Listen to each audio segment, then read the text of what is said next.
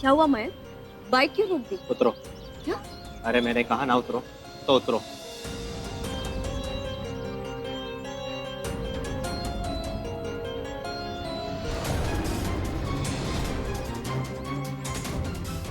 मुझे साफ साफ बताओ तुमने ऐसा क्यों किया? तुमने सुमेंद्र को वहां मंदिर में क्यों बुलाया? मेरी आंखों के सामने तुमने उसे गले में माला डाली।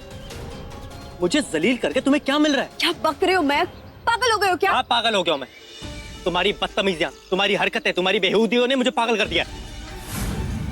मुझे जवाब चाहिए, तुम्हारी इस बदतमीजियों का जवाब चाहिए, फिर तुम ऐसे जा सकती हो। मयंक क्यों तमाशा खड़ा कर रहे हो? मैं तमाशा कर रहा हूँ? तमाशा तुम कर रही हो। उसे कैसे पता चल गया कि तुम वहां हो? तुम मुझे बता कर ले गए थे कि मुझे कहाँ ले जा रहे हो, जो मैं उससे बताऊंगी कि मैं कहाँ जा रही हूँ। नहीं बताया था, लेकिन मेरे साथ गई थी तुम। इतना तो तुम्हें आइडिया लग ही गया होगा ना। और वैसे भी उसे तुम्हारा घर तो पता ही है। क्या पता तुमने उसे मैसेज करके अपने पीछे बुलवा लिया हो। दिखाओ फोन। मुझे लगता है तुमने उसे जरूर फोन तो किया ही होगा। दिखाओ अपना फोन, दिखाओ फोन। मयंक, दिखाओ। मयंक मुझे दर्द हो रहा है, प्लीज मयंक प्लीज छोड़ो। दिखाओ फोन दो मुझे। क्या तमाशा लगा रखा है? सरेआम रोड पे छेड़खानी हो रही है। सर ये हमारा पर्सनल मैटर। सरोजी बताओ। तेरा पर्सनल मैटर है तो पब्लिक में क्यों घंटा बजा रहा है? घर पे जाके सुलझाओ ना। चल निकल यहाँ से, तो मार मार के बूढ़ा पड़ा देता। चल चलो चल निकलो बाहर। चलो अपने अपने घर पे जाओ।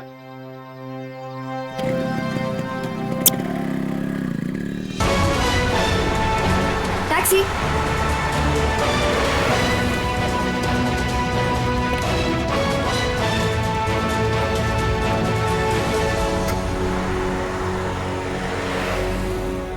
ओए दुल्हन तू दुल्हा मैं बन जाऊं। अरे प्रमोद मेरे भाई, अरे आलम बहुत खुश है भाई, बहुत खुश। क्या हो गया मेरे भाई? अरे मत पूछो भाई, कमाल हो गया। कमाल के मंदिर में विजिट थे भाई, तो हमारा स्वयंवर हो गया। हमारी जानू की फेंकी हुई माला सीधा हमारे गले में आके अटकी है। और अब ये माला हमारे लिए वरमाला बन गई है भाई। मुबारक मेरे भाई। Thank you. चलो तुम्हें थोड़ी खुशी तो मिली। अब थोड़ी नहीं, बहुत खुशी मिली है। हम इस दुनिया के सबसे खुशनसीब लड़कों में से एक हैं। इसी बात पे एक सेल्फी हो जाए हैं? हम सेल्फी लेते हैं। प्रमोद हमारे बाल कैसे लग रहे हैं? सेल्फी लेते।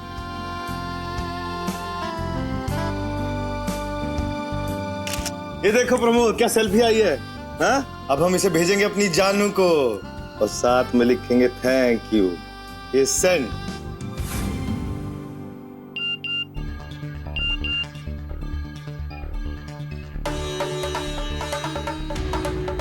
पागल करेगा।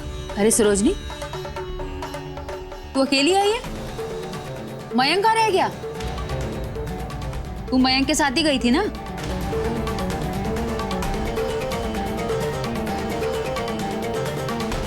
क्या बात है बेटा?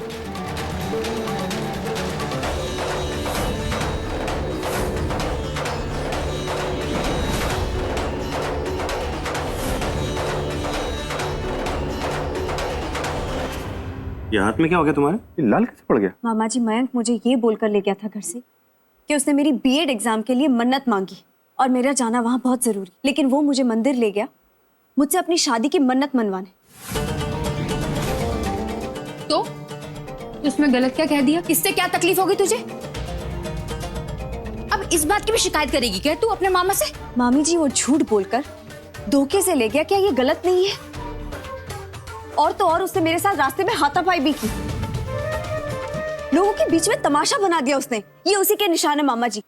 ये भगवान, ये तो देखो सरासर बदतमीजी है। ये हम बिल्कुल बर्दाश्त नहीं करेंगे। मैं अभी मयंक को ना फोन करके बुलाता हूँ घर पे।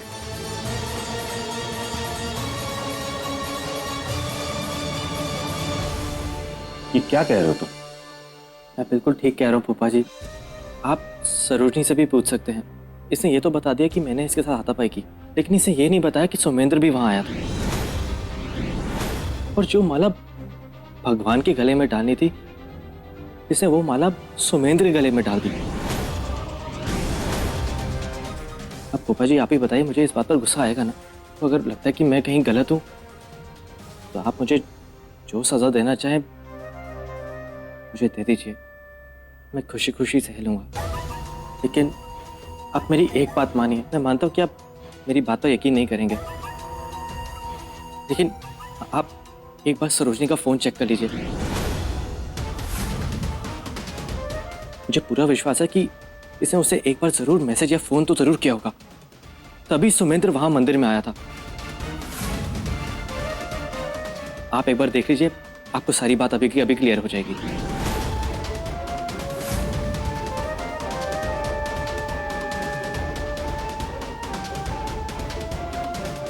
सरोजनी, बेटा फोन दो।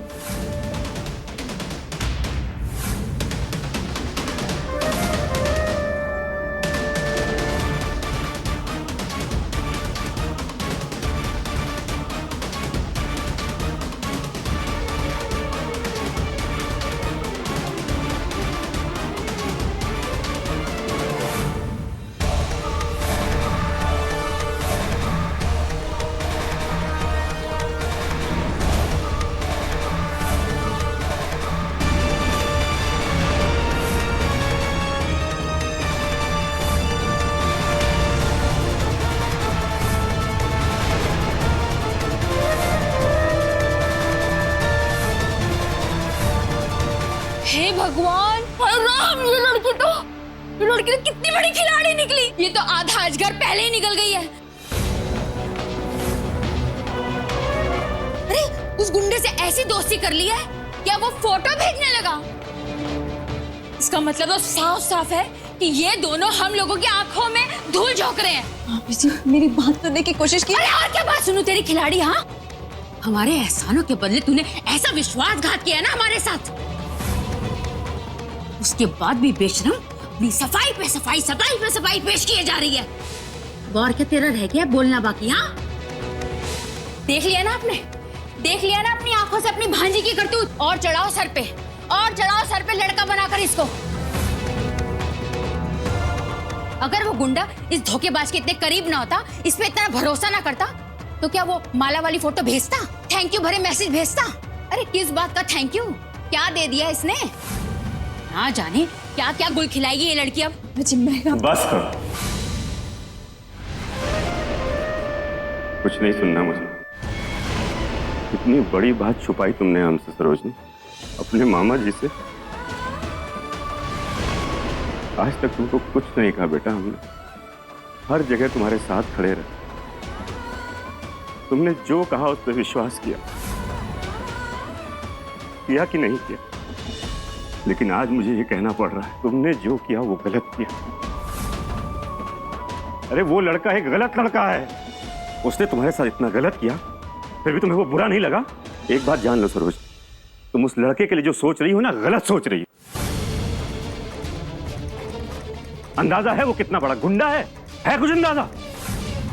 वो अनपढ़ जाहिल बदतमीज लड़के से तुम बात कैसे कर सकती? मुझे तो हैरानी होती है सब जान के।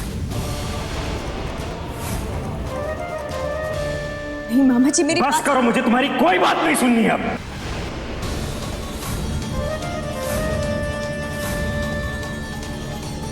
ये बात छिपाकर हमारे विश्वास को चोट पहुंचाई है तुम। बेटा, हमने तुम पे आज तक कभी संदेह नहीं किया, कभी कुछ नहीं कहा, लेकिन आज एक बाप की हैसियत से तुमको कहते हैं। एक बात ध्यान से सुन लो बेटा, उस लड़के से जितना दूर रहोगी उतना अपनी जिंदगी में खुश रहो। और अगर उसके बावजूद भी वो लड़का तुमको परेशान करता है, तो तुम्हारे लिए यही बेहतर है कि तुम मयंक से शादी करो।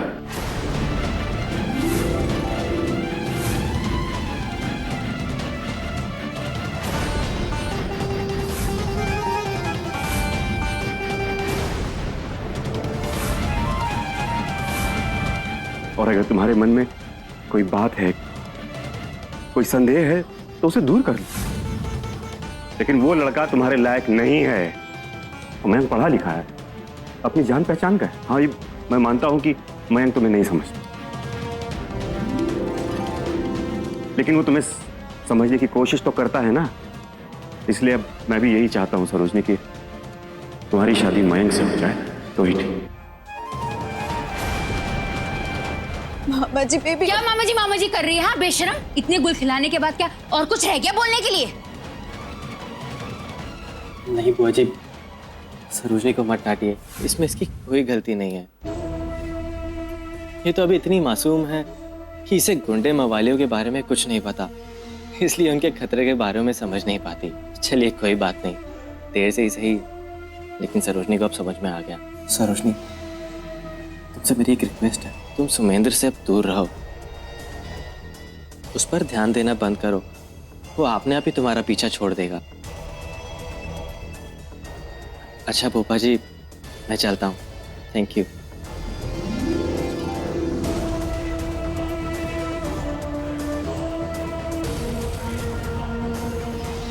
पोपा जी, आज आपने मुझे समझा और फैसले पे मोहर भी लगा दी। Thank you. अब हमारी शादी को कोई नहीं रोक सकता। सरोजनी, अब तुम्हें कोई नहीं बचा सकता।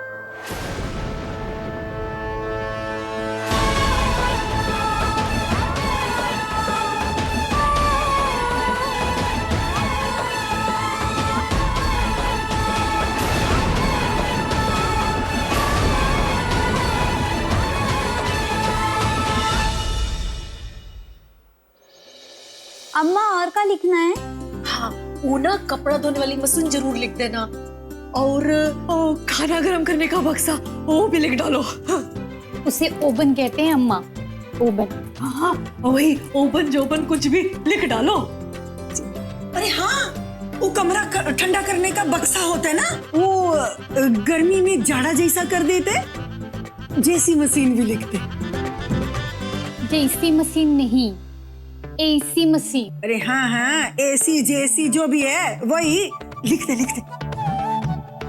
और है ना वो दीवार पे टंगने वाला टीवी भी लिख दो, बहुत ही बड़ा वाला धारावाहिक देखने में बहुत ही मजा आएगा। लिख डालो। ये सब तो ठीक है इंदिरा दीदी, हमारी तरफ से भी सुमेंद्र बबुआ के ससुराल से थोड़ा सामान मंगवा लो। हाँ भाभी बोलिए, क्या लिखे हम? साल भर का राशन, तेल मसाले के साथ चाय पत्ती, चीनी और कपड़ा धोए और नहाए का साबुन।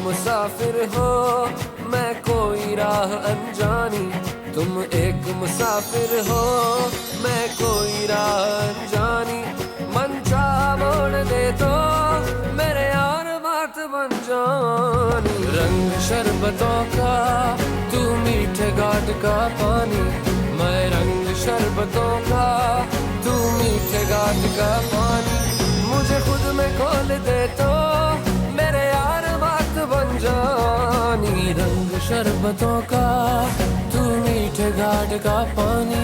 I love you, Sarojini.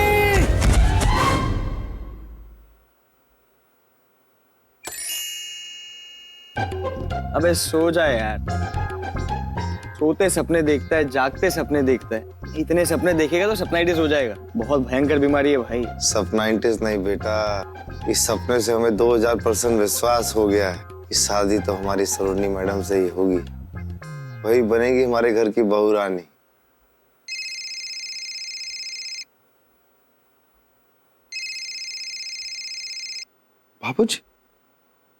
बाबूजी का फोन कर रहे? हेलो। जय, उठ जाओ सोने वाले, जाग जाओ। बेटा सुमेंदर जागो, तुम्हारे लिए खुशखबरी है। अरे खुशखबरी है तो जल्दी सुनाइए ना, ढोल काहे पीट रहे हैं यार। सुनो तो, आप बहुत शादी रट लगाए थे ना, तो हम तुम्हारा शादी तय कर दिए हैं। वो अपने रामनगर के विधायक जी है ना संग्राम सिंह, वो का है अपने पार्टी के हैं, दिल मिलता है, तो सोचे कि इस मिलन को रिश्तेदारी में बदल दें। समझो तुम्हारा लाइफ सेट हो गया।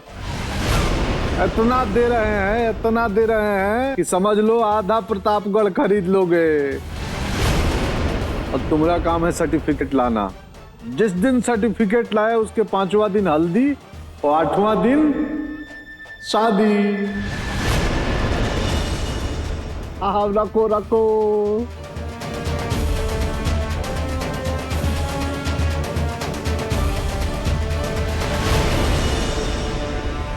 क्या हुआ राजा बाबू को? बहुत गड़बड़ हो गई है भाई। हमारे बाबूजी ने हमारी शादी कहीं और फिक्स कर दी है। अब तो फेल होना ही पड़ेगा। अबे तू क्या बोल रहा है यार, मुझे कुछ समझ नहीं आ रहा। पहले जागो, हमारी बात जरा गौर से सुनो। अरे हम बहुत ही बड़े चक्कर में फंस गए हैं भाई। अगर हम पास हो गए ना तो हमारे बाबूजी हमारी शादी कहीं और कर देंगे, और अगर हम फेल हो गए तो सरोजनी मैडम की तौहीन हो जाएगी। अरे उनकी दी हुई शिक्षा का अपमान हो जाएगा भाई। यार हम कह रहे हैं तुम शादी वहीं कर लो, ना तुम्हारे बाबूजी बोल रहे हैं, और लाइफ सेटल कर लो। सरोजनी तुझसे कभी शादी नहीं करने वाली। हवा में सोचना बंद कर दे, नहीं तो बवंडर में उड़ता रह जाएगा। एक बात बताएं बेटा, जब हमें कोई उकसाता है ना तो हम वो चीज जरूर करते हैं। हम चैलेंज देते हैं बेटा, सिर्फ 1 हफ्ते का टाइम चाहिए, 1 हफ्ते का। 1 हफ्ते में सरोजनी मैडम का हम दिल जीतेंगे और फिर उन्हीं से शादी करेंगे, चाहे कुछ भी हो जाए।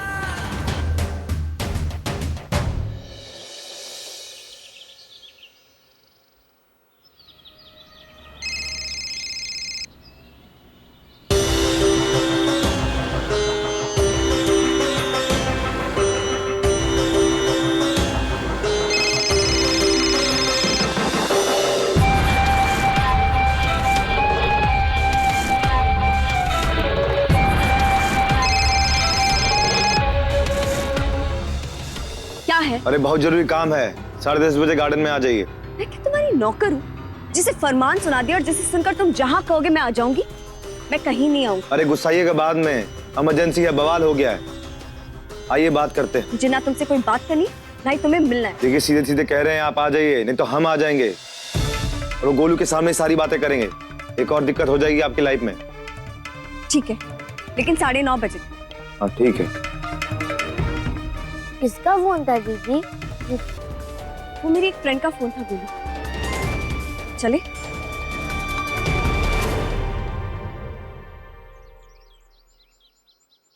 क्या है ये सब? क्यों इतनी इमरजेंसी में बुलाया मुझे?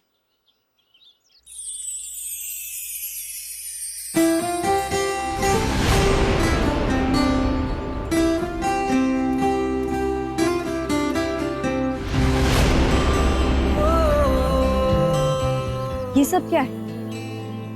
इतनी इमरजेंसी में बुलाया, ये फूल देने के लिए? अरे आप तो ऐसे हैरान हो रही है जैसे हमने फूल नहीं सूल दे दिया। ये हमारी शादी का प्रपोजल है, जल्दी से स्वीकार कर लीजिए, और कोई रास्ता नहीं बचा है हमारे पास। ये लीजिए।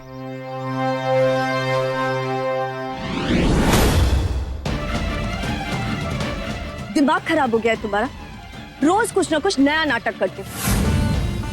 क्या होगा सुमेंद्र इन सब से? तुम्हें क्या लगता है ये सारी चीजें करके तुम मुझे इम्प्रेस कर लोगे और मैं इम्प्रेस हो जाऊंगी? हाँ, क्या समझते हो तुम मुझे? पागल तुम्हारी तरह?